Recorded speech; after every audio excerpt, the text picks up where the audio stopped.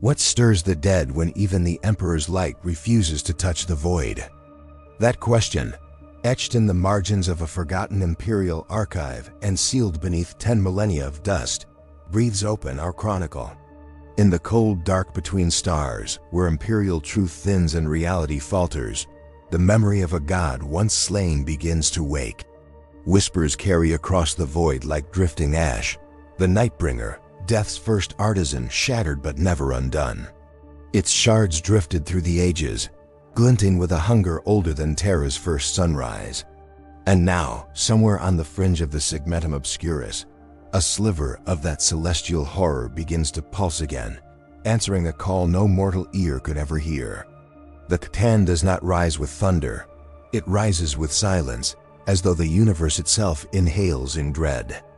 Its awakening ripples across an unnamed world where the Imperium's banners still cling to rusted poles. The planet, once prosperous, now trembles under an omen that the ecclesiarchy cannot name. Pilgrims swear the shadows lengthen against the sun's course.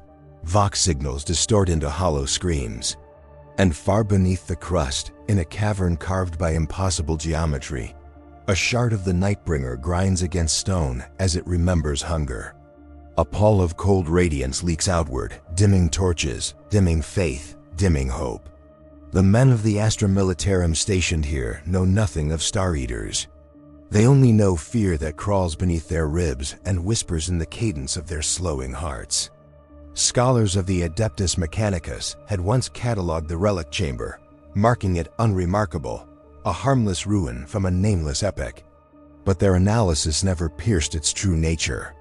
They noted the sigils etched in impossible crystalline patterns, but they failed to decipher the deeper meaning, that this place was not built to honor a god. It was built to cage one. Ironically, humanity's tools of study loss scan, datalog, logic engines, only fed the slumbering shard the faint electrical warmth it needed to stir. The Nightbringer's will gathers like a storm behind obsidian latticework, each flicker of awakening draining the ambient heat from the stones, until frost blooms like slow, delicate mortality. The planet's priests gather in the Basilica of St. Relian, their prayers echoing through narrow vaults.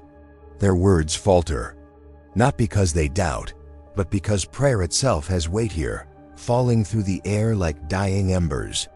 A cold breeze snakes through the saint's ribbed reliquary despite the sealed windows.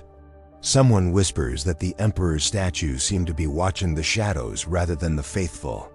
Someone else claims to have seen the Reaper's silhouette reflected in the cathedral's black marble floor. They tell themselves these are signs of demons, for that is the fear they know. But the truth pressing against their minds is not warp-born. It is far older, far quieter, and infinitely more certain. Outside, guardsmen march in thinning patrols. Their breath fogs the air even at midday. They speak of comrades who simply fell, their hearts arrested without warning, their bodies frozen to the touch. Merathe rites prove futile. Commissars bark that weakness is treason, yet even they tremble behind their peaked caps. Some swear the darkness at the horizon moves with purpose. Others believe death itself studies them from behind their own reflections, as though the glass remembers a deeper truth than flesh. Still, orders remain. Hold position, trust doctrine, deny fear. But no doctrine speaks of a god who devours souls without malice, purpose, or pause. In the depths below, the shard cracks open an eye made of collapsing starlight, not biology. It sees time like a corpse laid bare. It sees the Imperium as a temporary noise in eternity. It sees the galaxy's civilizations as candles doomed to gutter. It remembers its full form, when death was not an end but a sovereign law embodied in celestial armor. Though fractured, its purpose remains, to unmake the lie of mortal persistence. The cavern trembles as ancient pylons shudder, unable to contain the rising tide of entropy. Dust lifts from the floor simply because gravity forgets to hold it. An explorator team, dispatched to investigate the energy spikes, descends with mechadendrites twitching in anticipation. They are confident in their augurs, blind in their logic, and blissfully ignorant of the fact that their red robes resemble burial shrouds beneath this alien light. Their instruments scream static, their vox lights flicker. One acolyte collapses, her blood crystallizing in her veins before she hits the ground. The Magos intones Benhuric warnings, but even his metallic voice cracks under frequencies that do not belong to mortals or machines. For a moment, the shard observes them with idle curiosity. Then, inhaling slightly, it pulls the warmth from their bodies as one. Above, the basilica's bell tolls without a hand touching it. The note is warped, stretched thin like the final whimper of a dying world. Pilgrims flee into the streets. Children cry without tears, for their eyes freeze too quickly. The sky dims though no cloud passes. A procession of Sisters of Battle form defensive lines, chanting hymns with fire in their voices. But the fire does not warm them. Even their sacred promethium burns colder. In their hearts they feel it.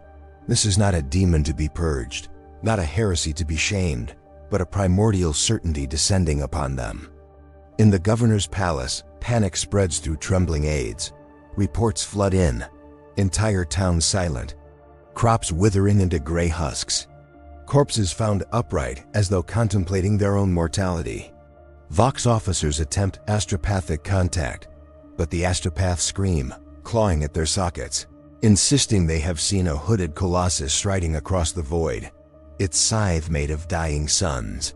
The governor orders evacuation, but the transports freeze to their landing pads, engines choking on frost that forms faster than heat can banish. Night falls, but it is not night, it is an absence. Lanterns dim. Servo skulls fall from the air, their spirits extinguished.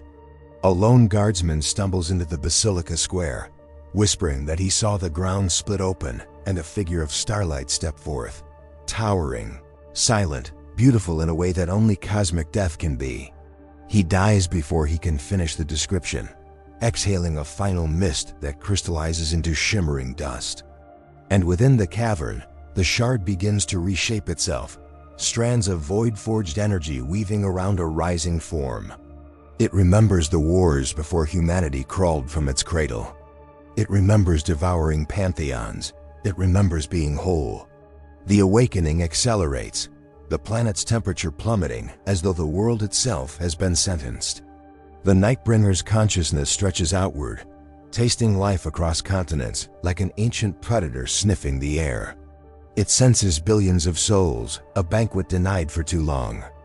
Then something unexpected. As the shard rises into its incomplete divine silhouette, a fracture of gold light appears across its chest. The Nightbringer pauses. The golden crack pulses once, faint but unmistakable. A resonance not of death, but of something that predates even it. Something watching back. Something waiting.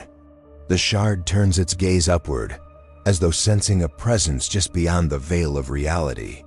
And for the first time since the war in heaven, the god of death hesitates. The chamber trembles, and a whisper, not human, not Marquand, not warp-born, echoes through the cavern. You are late. The words ripple through the cavern. You are late. They should not exist. Nothing mortal, nothing divine, nothing engineered in the birthing furnaces of star gods should have been able to speak into the Nightbringer's becoming. Yet the whisper coils through the crystalline chamber like a serpent woven from dying auroras. The shard flinches, not from fear, for death knows no fear, but from recognition buried in cosmic ruin. The golden fracture glows brighter, threading itself through the Ctan's reforming chest like the memory of a wound inflicted before language existed. Above, the planet groans. The Earth's crust shifts as though recoiling from an unseen intruder. In the silence that follows, the Nightbringer's consciousness narrows into a single thought. It is not alone in its resurrection. Something ancient, something forbidden, something that once dared to challenge death itself, has returned. Far above, the Sisters of Battle hold vigil before the basilica, their armor rimed with frost so thick it cracks with each movement. Sister Superior Malia recites the canticle of thrice-lit faith, yet her voice trembles. In her mind, unbidden, rises the memory of the whisper, a whisper she should not have heard, yet did. It seeped through stone and prayer alike, curling into her thoughts like smoke. She feels a fracture within her conviction, a hairline break she refuses to acknowledge. Around her, the faithful murmur that the Emperor tests them. But Malia senses something far more unsettling, that another presence, neither heretic nor demon, listens to their prayers with curiosity rather than contempt. She cannot speak this fear aloud. To question his treachery, to doubt his death, and yet doubt blooms like frost across her heart. In the governor's palace, panic hardens into political calculus. Governor Helix, wrapped in furs that do nothing against the soul-deep chill, summons his inner circle. The astropaths lie strapped to biostretchers, still whispering of the scythe of dying suns. Vox officers insist reinforcements cannot reach them.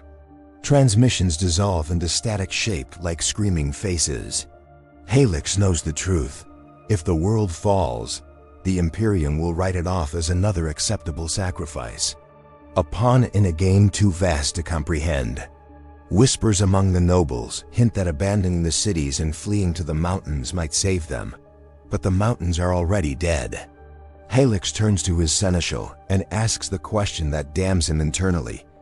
Is the Emperor truly watching, or did he turn his face from us long ago? The seneschal does not answer.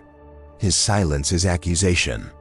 Within the tunnels near the cavern, a fractured Mechanicus survivor crawls through debris, his augmentic limbs malfunctioning, his lenses flickering.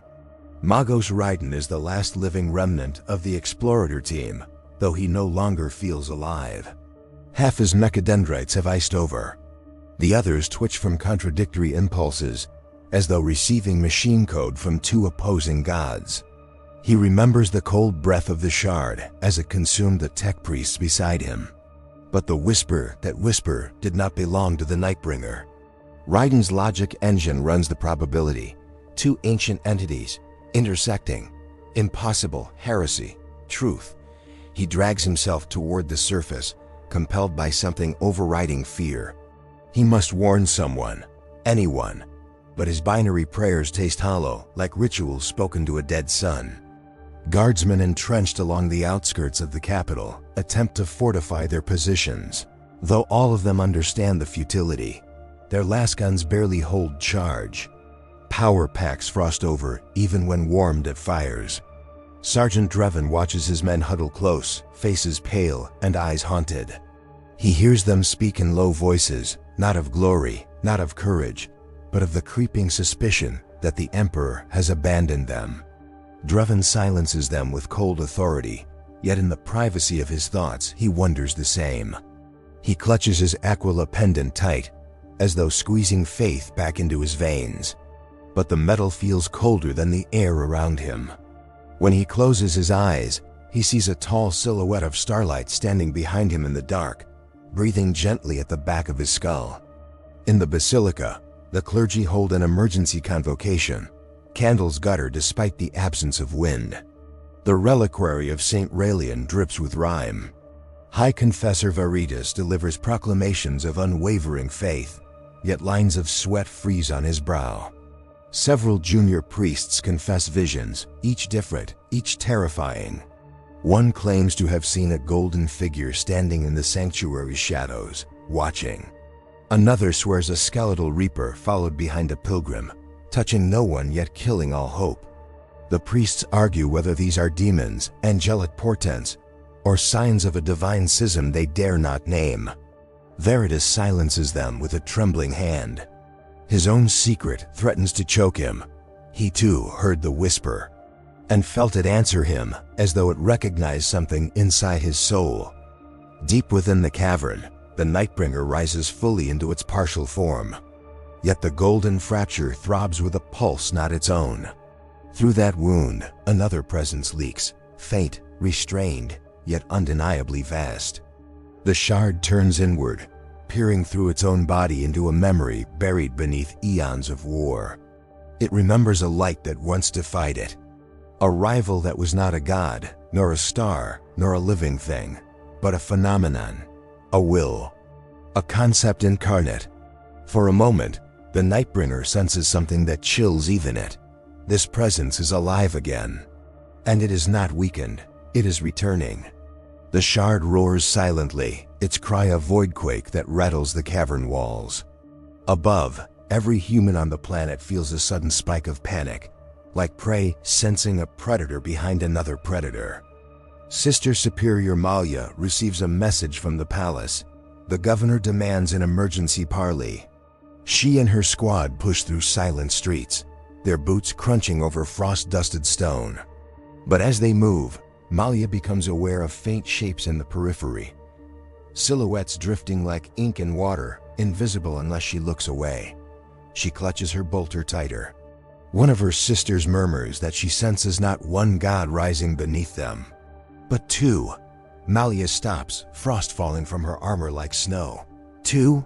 She whispers. Impossible.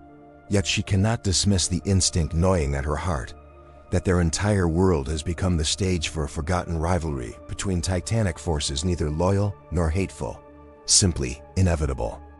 Governor Helix meets Malia in his shattered throne room. His eyes are bloodshot, his hands trembling. The two trade information in clipped, fearful tones. Helix confesses the astropath's visions of a golden figure striding after the Reaper god. Malia confesses her own glimpses of something that might be watching humanity itself. Their discussion drifts into dangerous territory, whether the Emperor, in some form, is intervening, or whether another power masquerades as his light. Helix leans in and whispers the unthinkable. What if the throne is not the only throne? Malia recoils in horror. Heresy fills the air like smoke. Yet she cannot deny the cold logic behind his question, and it terrifies her more than death. Sergeant Dreven's forward position collapses suddenly. The ground buckles, swallowing trenches and men alike. Dreven survives only by clinging to the twisted hull of a chimera. Below, he glimpses a fissure, and within it, two lights spiraling upward from deep beneath the world. One black, one gold. They coil like serpents in cosmic struggle. Dreven feels something settle in his mind, a truth so immense it ruptures every dogma he's ever held. He tries to scream, but frost steals the breath from his lungs. The lights vanish. Dreven falls to his knees, sobbing, whispering that he saw the Emperor's shadow standing beside death itself. In the Basilica, Confessor Veritas kneels before the relic of St. Raelian, begging for guidance. The air around him trembles, the candles extinguish. A soft golden radiance forms behind the altar, indistinct, formless, yet unmistakably aware. Veritas feels warmth for the first time in days. It fills him with awe, then terror, then something dangerously close to devotion. The figure leans close, its voice like sunlight filtered through sorrow. Your faith is misplaced. But not useless. Veritas collapses weeping. When he rises, something inside him has changed. He no longer prays to the Emperor. He prays to the golden presence. And far below, the Nightbringer's shard senses this deviation, this shift in mortal allegiance, and recoils not in anger, but in recognition. The presence in the golden fracture is no distant deity.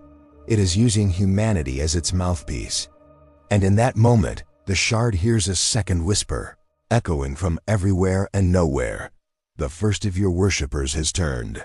The Nightbringer feels the shift ripple outward like a fracture running through the spine of fate. A mortal soul turning toward the golden presence, not in submission, not in worship, but in recognition, is an unheard of violation of cosmic hierarchy. The shard does not rage. Rage is beneath death. But a new calculus emerges, cold and dangerous. If belief can be stolen, if faith can be redirected, then the ancient war it once fought is no longer a memory. It is beginning again. The cavern pulses with void light as the Nightbringer extends its consciousness upward, seeking Veritas's altered soul. Yet the golden presence withdraws just beyond reach, like a star glimpsed through thick smoke.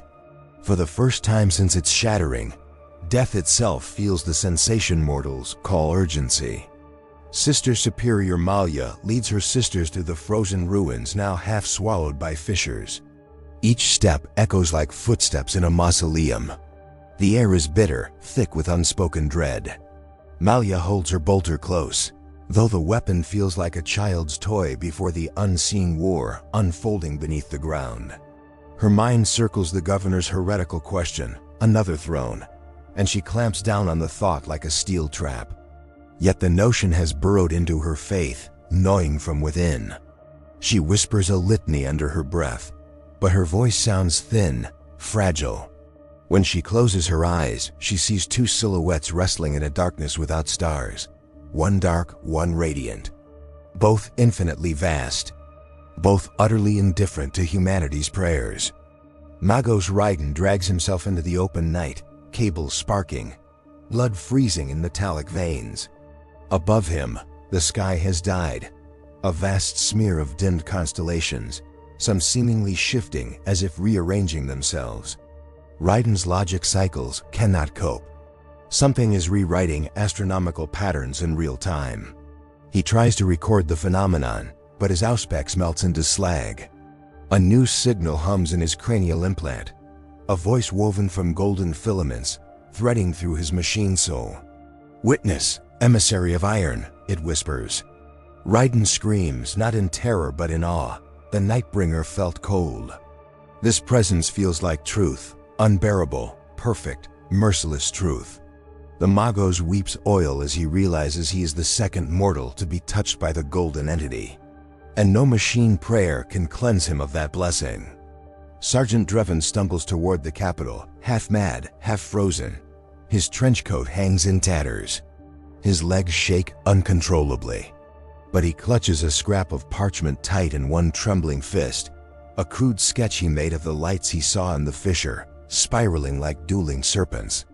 As he walks, he whispers to himself, but the whisper turns into a chant, and the chant into a prayer addressed to no known saint. Guardsmen who encounter him recoil. He speaks of the Emperor's shadow walking beside death. They call him heretic madman. Drevin does not argue. He only repeats the prayer, which feels older than his species. Eventually, when dawn fails to come again, a handful of soldiers begin repeating the words with him, their frostbitten lips forming a new faith without realizing the enormity of what they've done. In the basilica, Confessor Veritas stands before his congregation, a congregation that shrinks by the hour as more pilgrims freeze or flee. But those who remain are not the same believers they once were. They cling to Veritas not because they trust him, but because they fear he knows something hidden. And he does. The golden presence whispers to him like a breath against his ear. He hides the tremor in his hands as he preaches, yet his sermon twists into something alien. He speaks not of the Emperor's divine mastery, but of the falsehood of singularity. He speaks as though divinity is manifold, fractured, contested. The faithful listen in stunned silence, unable to name the heresy unfolding in real time. Behind Veritas, St. Raelian's reliquary glows faintly gold. No one dares mention it. The governor's palace fractures under internal turmoil. Advisors argue over evacuation, purges, executions, faith. Helix listens, hollow-eyed, knowing none of it matters. What matters is the whisper that keeps returning to him in dreams, a voice asking questions he has no right to contemplate. Who shaped the first soul? Whose design birthed mortality? Why does death hunger? Helix cannot answer, but he suspects the golden presence can, and so can the Nightbringer. The governor senses humanity is no more than a footnote in their long war. He begins recording a confession, a journal meant for no one, in which he admits that if a new god is rising, he will betray the Imperium for survival. His final words before the page freezes solid. Loyalty is a luxury. Truth is a weapon. Under the earth, the Nightbringer pushes upward, its form stabilizing, its fractured chest a burning wound of opposing light. Death radiates outward in waves, cracking stone, fracturing bedrock, killing every insect and microbe in the soil for miles. But the golden fracture resists, flaring brighter with each pulse. The shard senses the golden entity moving across the planet like a phantom, touching minds, bending beliefs, shaping devotion. it remembers this game. It remembers the ancient foe it once sought to extinguish before the war in heaven erupted. And in that memory lies a secret. The golden presence was never a god. It was a mistake, an accident of creation, a flaw woven into the origin of the universe, a flaw now awakening. Sister Malia's squad encounters Dravan's fledgling cult, a ragged group of half-frozen soldiers chanting his new litany. The sisters immediately demand their surrender. Dravan steps forward, smiling with cracked lips, and asks a question that paralyzes Malia's resolve. If the Emperor is the only god, why does another hear us? The sisters level their bolters. The pilgrims kneel, unafraid. For a moment, Malia hesitates, not out of mercy, but because she senses something watching the confrontation, waiting to see whom she chooses to kill. Her finger hovers over the trigger, trembling. And in that tremor, faith begins to bleed into curiosity.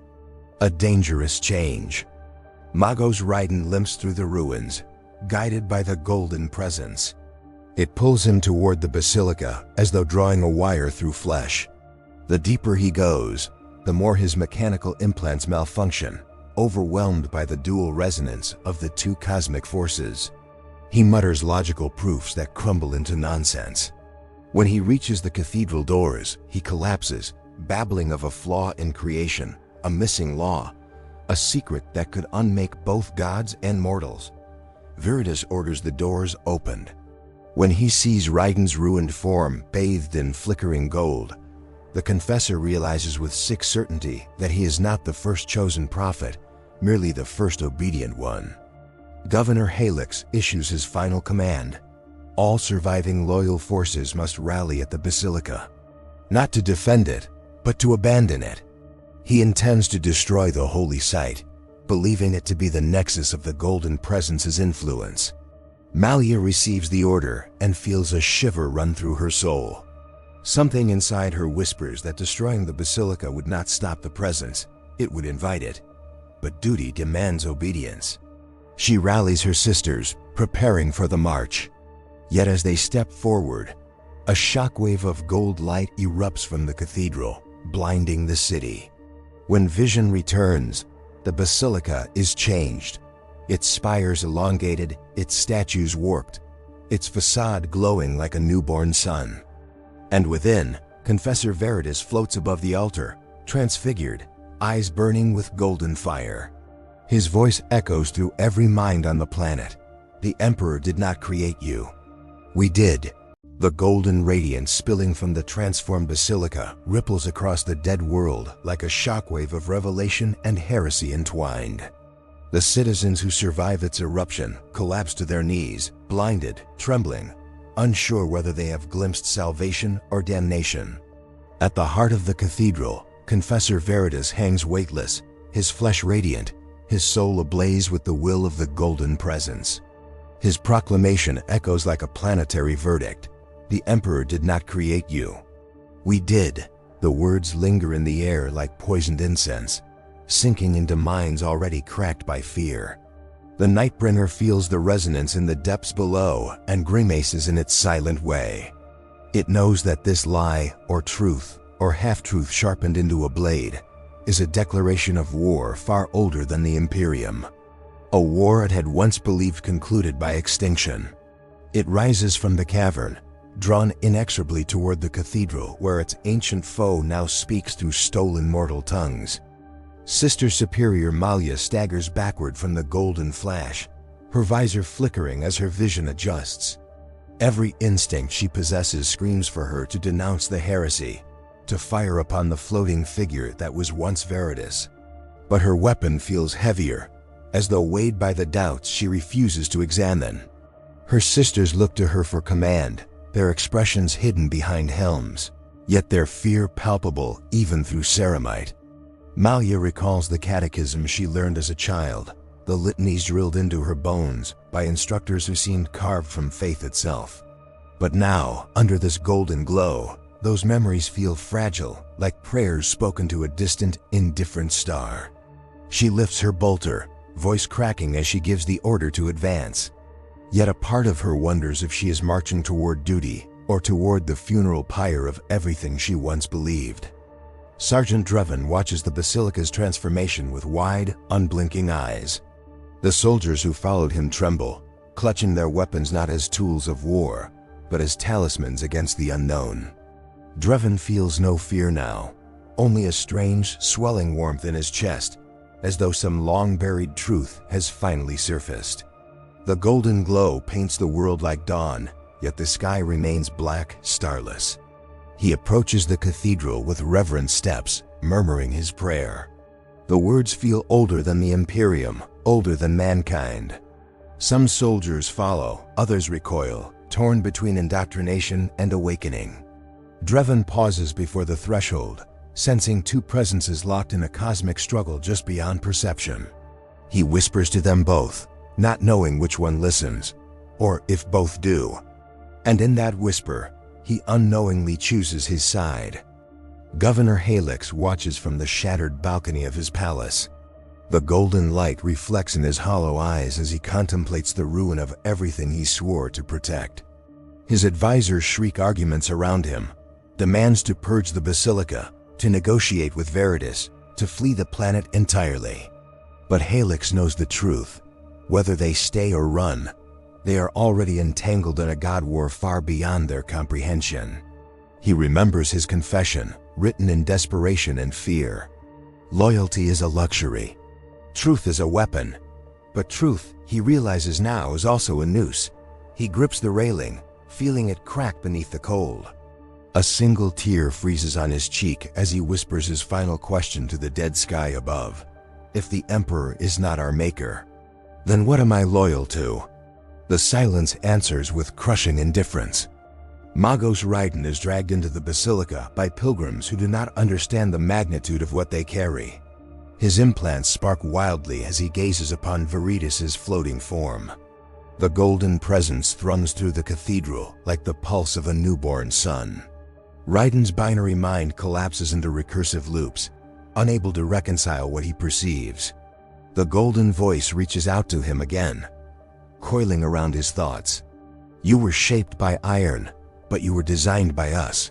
The words shatter him. He falls to the floor, convulsing, as fragments of forbidden knowledge seep into his mind. He glimpses the moment of humanity's genesis, not divine, not accidental, but engineered. Not by the Emperor, nor the Old Ones, nor the Necrontyr star gods, but by something else entirely. Something that should never have existed. His scream echoes through the cathedral like a dying machine spirit. In the ruins outside the capital, a psychic disturbance blooms. Unsanctioned, uncontrolled, it spreads like wildfire through every astropathic remnant and psycher-sensitive soul. The golden presence's power touches them, and they collapse, clutching their heads, bleeding from eyes and ears. Among them, a young novice psyker sees a vision, a cosmic cradle, a luminous lattice, and a figure of gold, carving the first human soul from the marrow of creation. She sees another figure, black, skeletal, cloaked not in cloth but in pure entropy, watching with jealousy, with hunger. She awakens screaming, her eyes now glowing. Her first words are a prophecy. When two creators rise, the species they forged must choose which one survives. The soldiers restrain her, terrified. But the prophecy spreads through the ranks like contagion. The Nightbringer tears free from its subterranean tomb with a burst of void light. The ground shudders as if recoiling from its emergence. Death incarnate climbs into the frozen air, its fractured chest blazing gold and black. The entity within the golden wound struggles against the shard's form, its presence humming like a sun trying to ignite inside a corpse. The Nightbringer marches toward the basilica, each step extinguishing distant street lamps and freezing rivers in their channels. It does not hurry, death never hurries. But there is a tremor in its stride, a distortion of its aura, the mark of a god forced to confront something it believed gone forever. Inside the cathedral, Veritas lowers himself slightly, drifting above the floor as though gravity no longer recognizes him. His eyes blaze brighter as he senses the Nightbringer's approach. The golden presence speaks through him with a serene, chilling clarity. The first claim returns, His followers kneel. His enemies tremble. Veritas' voice softens into something almost mournful. You were not meant to awaken this soon. His fingers flex, trailing sparks of golden energy. The cathedral trembles as though bracing for a divine confrontation. For a moment, Veritas' human consciousness surfaces, and he weeps. Not out of fear for himself, but for humanity, caught between creators who see them only as unfinished work. Sister Malia and her squad force their way into the cathedral, bolters raised. The sight before them paralyzes even their indoctrinated resolve. Veritas hovers like a prophet reborn. The stained glass bleeds golden light. Pilgrims bow in rapture. Malia feels her faith splinter, like porcelain cracked by cold. But she steels herself, stepping forward. Her voice rings out, raw and breaking. By his will, you are judged. Veritas turns to her slowly, a pitying expression upon his luminous face. Your emperor was never meant to bear the burden you placed upon him. Malia fires. The bolter round never reaches him. It dissolves into dust midair. The golden presence whispers into her soul. And Malia feels something inside her shift, something she cannot name, but cannot deny. Sergeant Dreven steps into the cathedral moments later. His followers flood behind him. The golden light shimmers across their faces, transforming awe into devotion. Dreven kneels before Veritas, but not out of subservience, out of recognition. Guide us, he whispers. Veritas smiles, radiant and terrible. You were my first believer, the golden voice says through him. Dreven rises emboldened. A new faith forms silently in that moment, neither imperial nor heretical, but something altogether unprecedented. The Nightbringer senses it from miles away. It senses allegiance shifting like gravity, and it accelerates its advance. Governor Helix arrives at the cathedral steps with his final escort. He sees the gathering, the golden glow, the kneeling soldiers and sisters locked in spiritual warfare. The governor steps inside, witnessing the convergence of two cosmic forces. For a moment, hope flickers in him that one of them might be humanity's salvation. But that hope dies when he feels the air pressure change. A cold wind sweeps through the cathedral. The shadows twist and bend. The temperature plummets. Every candle extinguishes. Every breath turns to frost. Helix collapses to his knees as he realizes what this means. The Nightbringer has arrived. The cathedral doors explode inward, frost and void light flooding the sanctuary. The Nightbringer steps through, towering, skeletal, a god of annihilation wearing the shape of a forgotten star. Its fractured chest pulses, half death, half gold. Veritas turns slowly to face it. The golden presence inside him flares, filling the cathedral with burning radiance. For a moment, light and darkness collide in silence. Then the golden presence speaks, with a voice that shakes the world. We did not create humanity alone. The Nightbringer's scream had not yet faded when the galaxy seemed to recoil, as if every star had taken a single trembling breath. The shards of its sundered essence drifted like black glass across the void, each one a wound in reality, each one whispering hunger. Elyndor felt the echo of it in his marrow. A tolling bell struck at the beginning of time. Around him, the ruins of the monastery shuddered as if mourning their own demise. Tech priests chanted fractured litanies to steady their fraying minds, while Sister Merathe knelt amid the dust, her armor cracked and bleeding with machine oil and prayer alike. She dared not speak the truth she witnessed inside the dying Psyker's visions, but her silence was already a confession. Above them, the heavens boiled, preparing to birth something that the Imperium had no scripture for, something that should never have been remembered. In the depths beneath the shattered catacombs, where vaults older than Terra's current age exhaled slow breaths of stellar cold, Inquisitor Valus strode alone.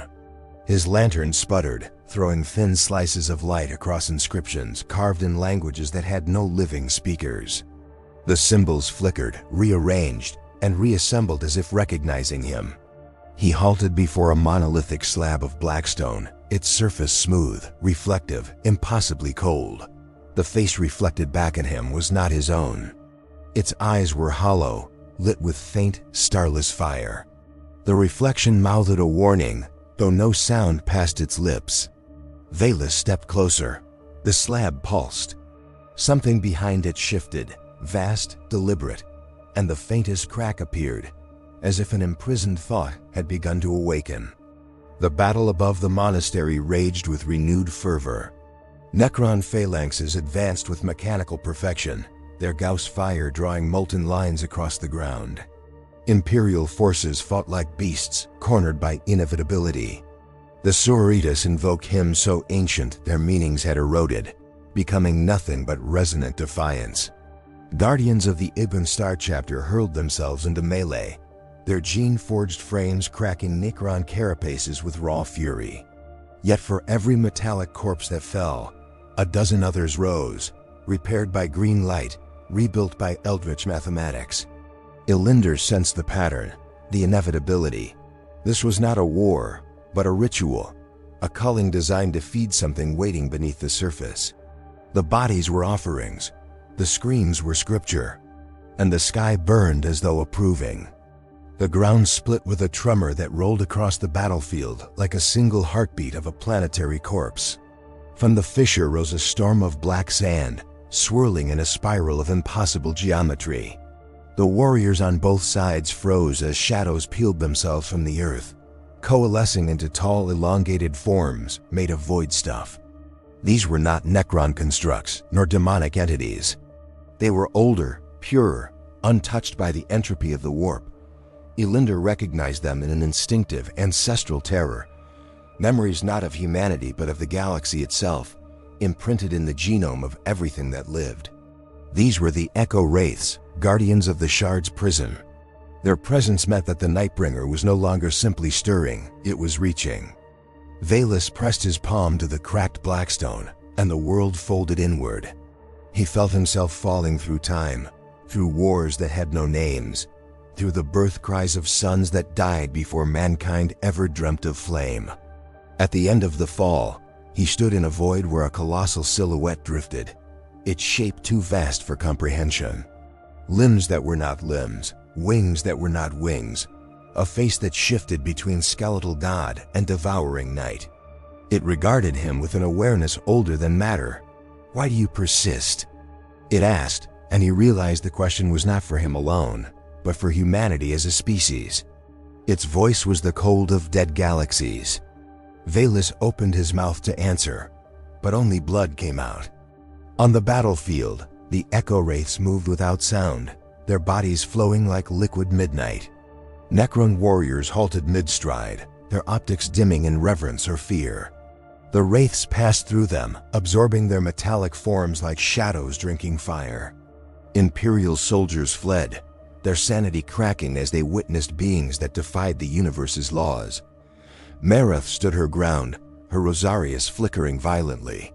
She felt each wraith pass like a hand brushing her soul, reading her sins, her doubts, her faith. When one paused before her, she whispered a prayer that tasted like ash. The wraith leaned in, its face brushing hers, and she saw something reflected in its darkness, a future stained with a truth she was never meant to carry. Deep underground, the blackstone slab shattered with a thunderous groan, releasing a wave of cold that extinguished Valis' lantern and nearly his breath. The chamber lit itself in sickly radiance as the creature behind the slab emerged. Not the Nightbringer itself, but something equally forbidden, a shard of the entity's first herald, the Reaper Prime. This was the being that once walked beside the Nightbringer in the age before stars, carving the first death paths through a newborn cosmos. It hovered, a skeletal titan forged of negative space, its eyes twin wounds in reality. Valis fell to his knees, not in prayer, but in biological submission. The herald regarded him with a patience that felt infinite. "Your species still struggles with meaning," it whispered. "Allow me to correct this flaw." Above, Elyndor led the final charge, a suicidal sprint toward the center of the growing void spiral. His blade, cracked and flickering, hummed with a desperate machine spirit that sang its death hymn. He cut through metallic and shadowed forms alike, each strike a denial carved in blood and faith. The sky thundered. The earth screamed. He reached the heart of the vortex where reality thinned like wet parchment. At its core, he saw an image forming. The silhouette of the Nightbringer's face, incomplete, fracturing, pulling itself together from 1,000 screaming worlds. Elyndor did not hesitate. He plunged his blade into the vortex. The universe shattered around him. In the psychic rupture that followed, memories not his own poured into his skull. Galaxies dying, species extinguished, civilizations kneeling beneath the blade of a god made of hunger. He saw humanity's future reduced to dust beneath the Nightbringer's inevitable rebirth. But then he saw something else. A choice, a divergence, a possibility that should not exist. A vision of the Nightbringer kneeling, its form dimmed, its power broken, and beside it stood a figure wearing his own face. The vision tore itself apart before he could understand it, leaving him screaming into the void as time snapped back into place. Merathe ran to him as he collapsed, her armor scraping stone, her breaths ragged. She cradled his head, whispering broken prayers. But Elyndor's eyes were wide, reflecting stars that did not belong to the Milky Way.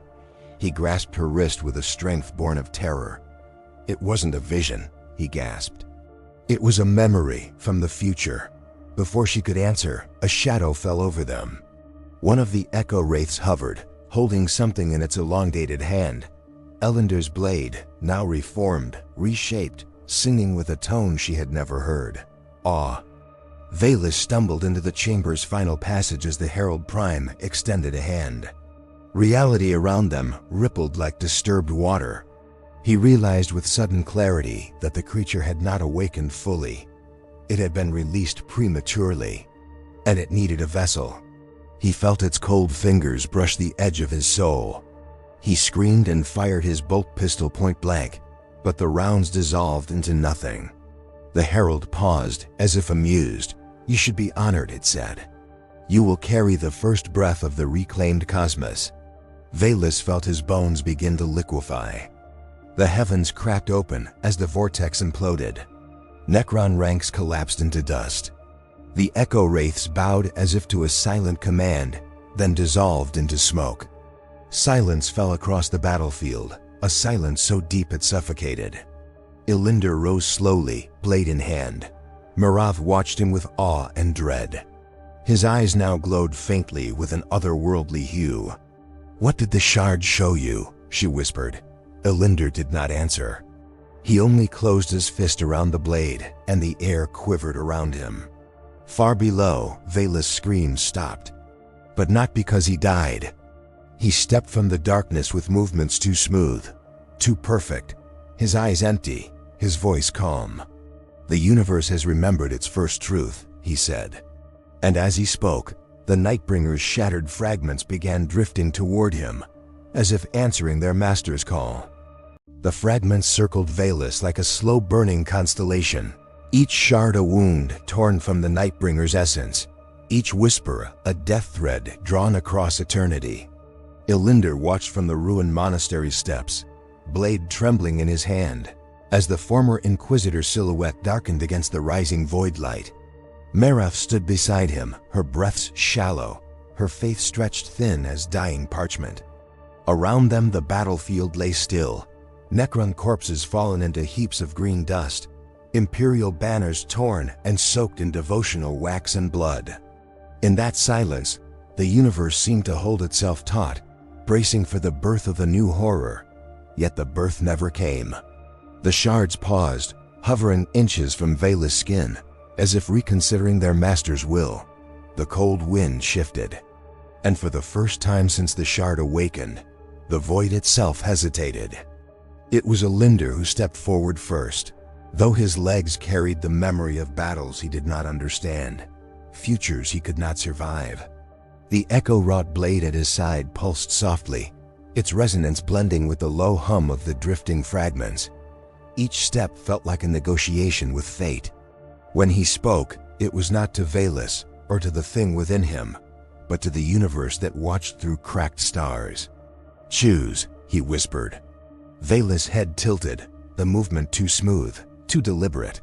Choice, the voice replied, layered with echoes of ancient cold. A concept your species cherishes. A concept none of you understand. Yet even as it spoke, a tremor ran through its stolen flesh, as if Elyndor's presence rippled across an unseen plane, brushing against some buried law that the cosmos had once feared. Merathe knelt beside the broken altar, her rosarius flickering like a dying ember. She pressed her hands against the cracked stone, whispering words she no longer knew the meaning of. Her faith had been a fortress. Now it was a question. The faint glow of the Emperor's light shimmered, not as a promise, but as a memory struggling to remain. She looked up at Elyndor, seeing the man and the myth he was becoming tangled together like opposing threads in an unraveling tapestry. "If you follow this path," she whispered, "will you still be you when it ends?" He did not answer. Perhaps he could not. Perhaps the blade humming at his side foretold an answer neither of them wished to hear. The silence around them grew heavy enough to bow the remaining pillars of the monastery. Valus, or the being wearing him, raised a hand toward the shards. They swirled, weaving patterns drawn from anti-light and cosmic hunger. Yet instead of merging with him, they drifted outward as though repelled. Confusion rippled across the entity's borrowed face. "This vessel is insufficient," it murmured. Incomplete. Tainted by revolt, its gaze turned toward Elyndor, and the cold within those hollow eyes deepened into something like recognition. "You carry an echo, a cut in the skein, a divergence born of defiance." Elyndor's grip tightened on the blade, though fear pulsed through him like poison. The Nightbringer's remnants gathered, forming a halo of slow, deliberate doom. But the universe whispered no approval. Something fundamental had shifted. A law older than death had been rewritten in silence. Across the horizon, the battlefield seemed to breathe, the faint stir of ash rising beneath a wind shaped by memory alone. Fallen warriors lay where they fell, their armor cracked open like prayer books left in the rain. The sisters who survived clung to each other with trembling hands, uncertain whether to offer hymns or tears. The last of the Ebon Star Marines stood in solemn silence, their helms bowed toward Elyndor, as if he had become something they could neither revere nor deny. Above them the sky darkened, not with storm, but with the weight of what might have been, the rebirth of death incarnate. And yet, still nothing came. The fragments hovered, uncertain, awaiting a will that no longer commanded absolute dominion. Deep below, the chamber where the Herald Prime once lingered fell silent. The creature, stripped of its stolen vessel, retreated into the geometry between thoughts, its form dissolving into unreadable equations. It hissed once, a sound like a star collapsing, before vanishing entirely. Valus staggered, suddenly returned to his own flesh, though his eyes remained empty, hollowed by the presence that had briefly inhabited him. He looked up at Elyndor with horror blooming across his face. "It wasn't meant for me," he whispered, voice splintering. "It was meant for what's coming." Elyndor stepped closer, but the former Inquisitor backed away, dragging himself toward the shadows. "I saw it," Valus breathed. "Not the Nightbringer. Something older." Before Elyndor could press him further, Valus fled into the dark, leaving only the echo of his warning behind. The fragments' glow dimmed, flickering like ancient lanterns in the void. One by one they drifted downward, settling into the earth as if surrendering to the weight of matter. Elyndor approached them carefully, the blade vibrating with soft apprehension. Merathe joined him, her fingers brushing his gauntlet. Together, they watched the shards sink into the soil, vanishing as though the planet itself had reclaimed them. The sky brightened with hesitant dawnlight, illuminating the broken monastery in hues of pale gold. For a moment, it looked almost holy, a ruin baptized by morning. Elyndor sheathed his blade, though its hum lingered at the edge of hearing, an omen refusing to be silenced. Merathe rested her forehead against his shoulder, whispering, "Is it over?" Elyndor's answer came like a sigh carved from grief. "No, only paused." Across the galaxy, Echo ripples moved through star systems like the fading rings of a stone cast into an endless ocean. Worlds touched by Necron silence awoke with tremors of uncertainty.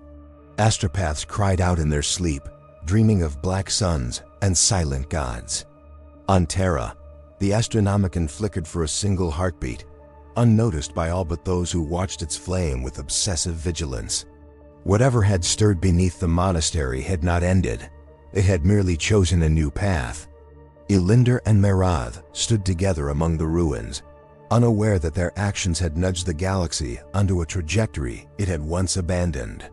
Somewhere in the void, a presence older than hunger shifted in its slumber, aware for the first time in ages that its prison had been brushed by mortal defiance. Elyndor spent the next hours moving among the wounded, offering what comfort he could.